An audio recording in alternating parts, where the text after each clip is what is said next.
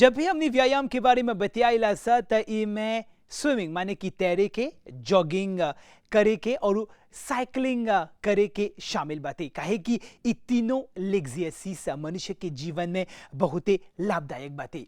सब कोई के नमस्ते और प्रणाम।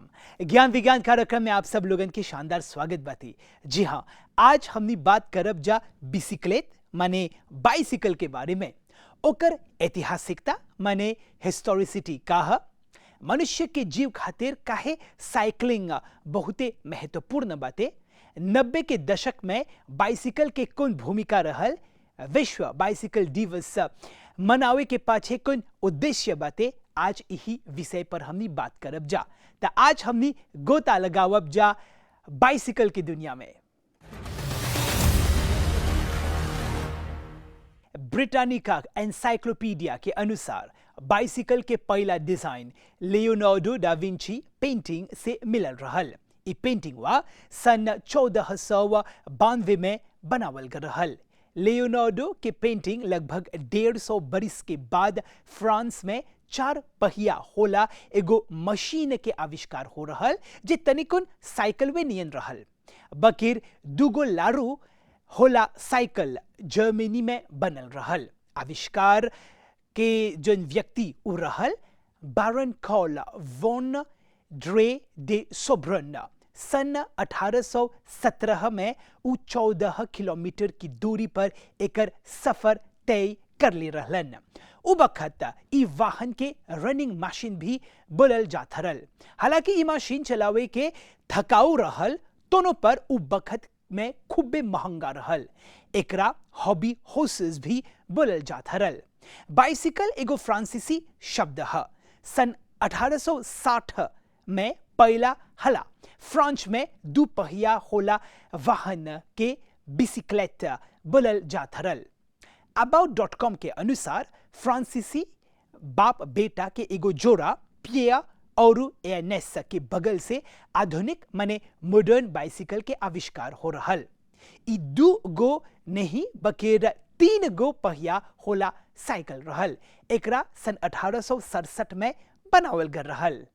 इतिहासकार के बगल से करल गल शोध से इ पता लगावल गल बाटे कि लगभग 1800 के बखत में बाइसिकल के इन्वेंशन हो रहल।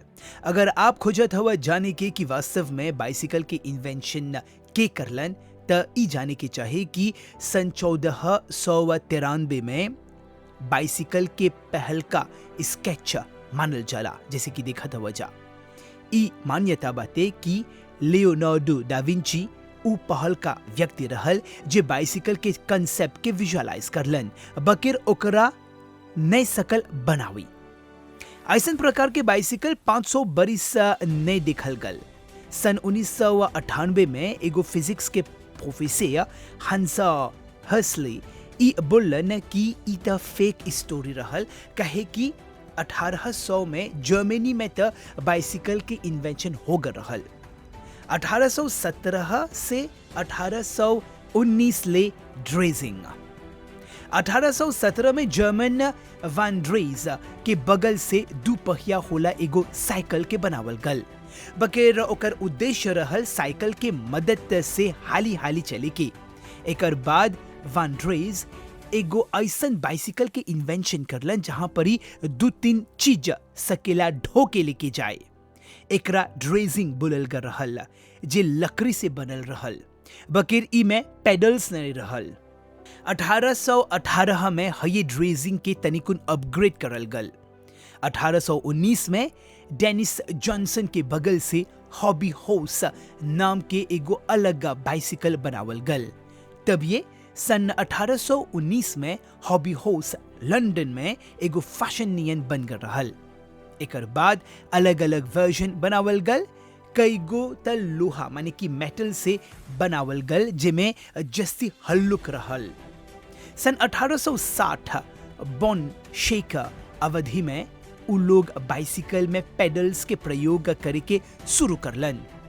फ्रांसीसी बाप बेटा माने पियर और अर्नेस मॉडर्न माने आधुनिक बाइसिकल के इन्वेंशन करलन। इ बाप बेटा एगो कैरियज कंपनी के संचालन करत हलन स। सन 1867 में ई दुपहिया होला वाहन प्रचलन में आ गल। एकर बाद ई डिजाइन अमेरिका में भी विदा करल गल। सन 1863 में अमेरिका के एगो व्यक्ति पिया लम्हान ई दावा करलन कि बाइसिकल के प्रोटोटाइप उ एवंती करलन। ये बाइसिकल बोन शेकर ढेर जगह प्रचलन में आगे रहल। सन 1870 के मध्य में हाई व्हील के युग शुरू होल, माने बोन शेकर के बाद हाई व्हील के युग शुरू हो गल। जे ई एगो ऐसन बिसिकलेट रहल जहां परी ओकर आगे के लारू बड़का और पाछे के छोटका रहल। एकरा उ पहला वाहन बोलल जात रहल जेकर बाइसिकल के रूप में रिफ माने कि संबोधित करल गल रहल। ई हाई व्हील होला बाइसिकल उत्तर विक्टोरियन काल में लोकप्रियता हासिल कर लेले रहल। वही बखत साइकिलिंग एगो स्पोर्ट्स के रूप में देखल जात रहल। बकर महिला और बुजुर्ग लोगन खातिर ये तरह के बाइसिकल चलावे के तनिकुन खतरनाक रहल।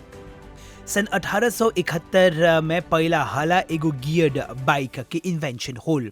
जेम्स स्टॉलर ही गियर्ड बाइक के आविष्कार करलन। सन 1886 में प्यूमाटिक टायर होला बाइसिकल बनल। स्कॉटलैंड के जॉन्स बॉय डनलप के बेटा ई शिकायत करलन कि जब भी उ बिसिकलेट चढ़ेला त ओकरा पेट में सेकुस मिले से तनी सन दुख होवेला।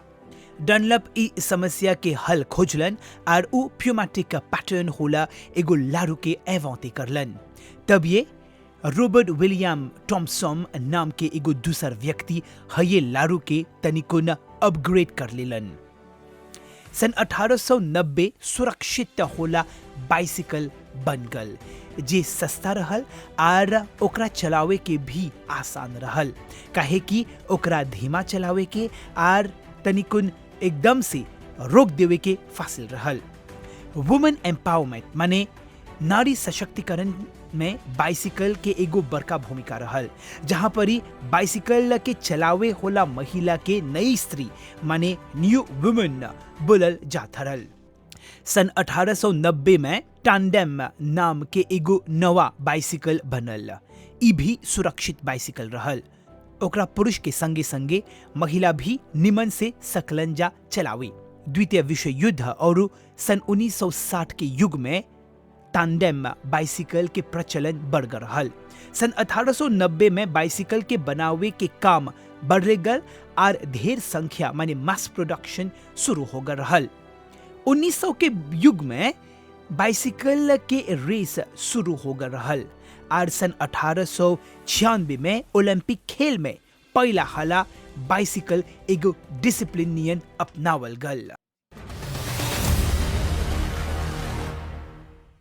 साइकिल हमनी के पर्यावरण माने एनवायरनमेंट खातिर बहुते लाभदायक सिद्ध होल बाटे, त दूसर देने में मनुष्य के जीव खातिर खूबे फायदेमंद। यही खातिर मनुष्य के जीवन में साइकिल के ढेर महत्व बाटे। बाइसिकल पर्यावरण प्रिय हवन, काहे कि इमे डीजल या फिर पेट्रोल नहीं डालल जाला। मनुष्य के जीव के आर जस्ती बढ़ियाई करे में साइकिल के एगो खास योगदान बाटे, काहे कि साइकिल चलावे से वजन कमती हो जाला, मांसपेशी माने कि मसल्स आर जस्ती मजबूत हो जाला, रक्त संचार माने ब्लड सर्कुलेशन निमन से होवेला। साइकिलिंग एगो उपयुक्त व्यायाम है, काहे कि आपके संपूर्ण देह हिलते रहेला। साइकिलिंग एगो महत्वपूर्ण डिसिप्लिन के रूप में भी मानल जाला। फ्रांस में तो हर बरिस बड़का पैमाना में टूर de France भी आयोजित होवेला। मॉरिशस में भी साइकिलिंग जैसे व्यायाम के खूबे महत्व देवल जाला। यही खातिर साइकिलिंग मनुष्य के स्वास्थ्य खातिर बहुते महत्वपूर्ण बाटे। साइकिलिंग ई एगो ऐसन कसरत है जेकर से कई गो फायदा मिलेला। ई न खाली जीव खातिर अच्छा बाटे, बकर कोनो भी प्रकार के उम्र के व्यक्ति साइकिलिंग के आनंद सकेला उठावे। यूनाइटेड नेशन के बगल से हर बरिस 3 जून के विश्व बाइसिकल दिवस मनावल जाला। एकर उद्देश्य साइकिल के फायदे के प्रति सब जनता लोगन के जागरूक करे के है। साइकिल चलावे से मोटापे माने ओबेसिटी जैसन बीमारी से बच जाइब और देह के वजन भी कमती हो जाए। साइकिल एगो अप्रोप्रिएट वर्कआउट है। साइकिलिंग न खाली आपके मेटाबॉलिज्म के मजबूत करेला बल्कि एकर संगे संगे मसल्स बिल्डिंग के काम भी होवेला। साइकिलिंग के करला से कार्डियो स्वास्थ्य भी सुधरेला। एकर मतलब ई है कि साइकिलिंग से मनुष्य के हृदय माने कि ओकर हार्ट और लंग निमन से फंक्शन होवेला। ब्लड सर्कुलेशन माने रक्त संचार निमते से चलेला। इसी से हृदय रोग के खतरा भी कमती हो जाला। साइकिलिंग नियमित रूप अगर आप कर देबा तो लोअर टाइप 2 डायबिटीज से जुड़ल खतरा भी कमती हो जाए। काहे कि आजकल टाइप 2 होला मधुमेह के बीमारी बढ़ ले जाता, जे आज के बखत में चिंता के विषय बन गल बाटे। ई बीमारी के कारण है हमनी के खान पान, खासकर तारे होला चीज या फिर ढेर चीनी के पकवान। जोन व्यक्ति ई बीमारी से जूझता ओकरा व्यायाम करे के चाहिए। उ लोग के नियमित रूप से साइकिलिंग करे के चाहिए। साइकिलिंग से मानसिक स्वास्थ्य माने कि मेंटल हेल्थ में भी सुधार आवेला। साइंटिफिक रिसर्च माने वैज्ञानिक अनुसंधान के अनुसार नियमित रूप से अगर आप साइकिलिंग करब तो निराशा, तनाव और एंजाइटी जैसन मानसिक विकार दूर हो जाए। बाइसिकल के अगर रोज के रोज चलेब तो आपके इम्यून सिस्टम माने प्रतिरोधात्मक शक्ति आर जस्ती मजबूत हो जाए। इसे बीमारी से लड़े के आर जस्ती शक्ति मिलेला। रोज के रोज साइकिलिंग के करला से आप रात के बखत में निमन से सुत जाइब, मूड भी अच्छा रही और स्ट्रेस भी कम हो जाए। साइकिलिंग करे से हमनी के फेफड़ा के क्षमता बढ़ेला, काहे कि साइकिलिंग करे बखत ऑक्सीजन के मात्रा भी बढ़ जाला। इसे हमनी के लंग्स आर जस्ती मजबूत रहेला और स्वस्थ भी रहेला। तो आप साइकिल चलावे के काहे आसान करत हवा? चला आप भी साइकिलिंग करा ना।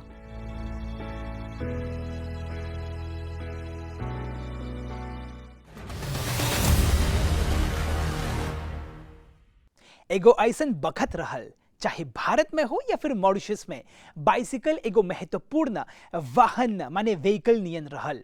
घर घर में जैसे कि आज कम से कम हमनी के गराज में एक गाड़ी त बात है ना, तो उ बखत घर घर में एगो बिसिकलेट रहल। एकरा उ बखत बिसिकलेट गाशों भी बोलल जात हरल। ढेर छोकरा औबाकाद तरीके से साइकिल चलावत हलन जा। ऐसे ही बाइसिकल चलावे से के सिखल जात हरल। 90 के दशक में बाइसिकल ही लड़का लोगन खातिर एगो मनोरंजन या जुजू नियन रहल। ढेर जना दू पहिया होला वाहन के प्रयोग करत हलन जा। गाय या के पोसे होला व्यक्ति अपन बाइसिकल में दूध ढो के घरे घरे दूध बेचत हलन जा, या फिर घास काट के यही में लेके उ लोग जात हलन जा। रोटी या फिर सब्जी भी बाइसिकल चला के बेचत हलन जा। पोस्टमैन माने कि डाकिया बिसिकलेट पेदाले करते करके उ घरे घरे पत्र के डिस्ट्रीब्यूशन करत हलन जा। 90 के दशक में ही जब आमिर खान और दीपक तिजोरी के बीच साइकिलिंग रेस के दृश्य सब लोग देखत हलन जा, तब ये बोलत हलन जा, जो जीता वही सिकंदर।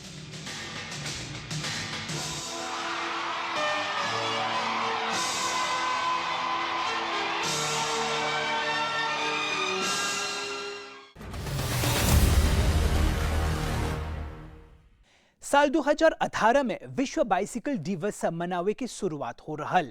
अप्रैल सन 2018 में संयुक्त राष्ट्र महासभा के बगल से विश्व बाइसिकल दिवस मनावे के फैसला लेवल कर रहल।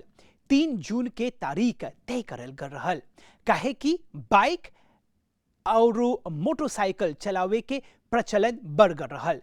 त लइका, नौजवान और सब वर्ग के लोग के बाइसिकल चलावे के उद्देश्य से विश्व बाइसिकल दिवस मनावल गल रहल। स्कूल, कॉलेज, इंस्टीट्यूशन, ऑफिस माने कि दफ्तर आदि में साइकिल चलावे खातिर सब लोगन के प्रोत्साहित करे के अभियान शुरू होल। आज के बखत में साइकिलिंग के एगो दूसर रूप में सगवजा देखे, जी हाँ, आधुनिक परिप्रेक्ष्य में जब भी आप एगो जिम में प्रवेश करत हवा तो हौजा परी साइकिलिंग करे खातिर तो लोग के एगो फिक्स बाइसिकल मिल जाए। साइकिलिंग वास्तव में वार्म अप करे के होवेला। वर्कआउट करे से अघिए ही ढेर जना सबसे पहले साइकिलिंग करेलन जा। बकेर अब स्पिनिंग क्लास से साइकिलिंग के एगो दूसर लेवल पर पहुंच गल बाती। स्पिनिंग क्लास में लोग भिन्न भिन्न प्रकार के मूवमेंट्स करेलन और संगीत के ताल के अनुसार साइकिलिंग करेलन।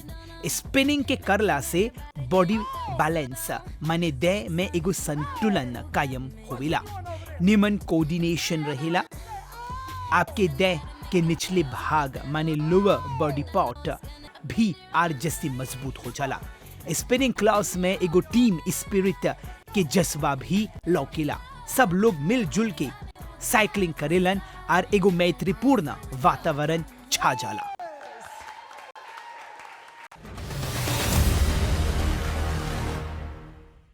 आज के बखत में ऐसे ढेर गो लइका बाते जे बाइसिकल चलावे के मजा नहीं जाने लन जा, काहे कि उ लोग टेक्नोलॉजी के बड़का जाल में हभी ले हवन जा और फंस गल हवन जा भीतरे ही भीतरे।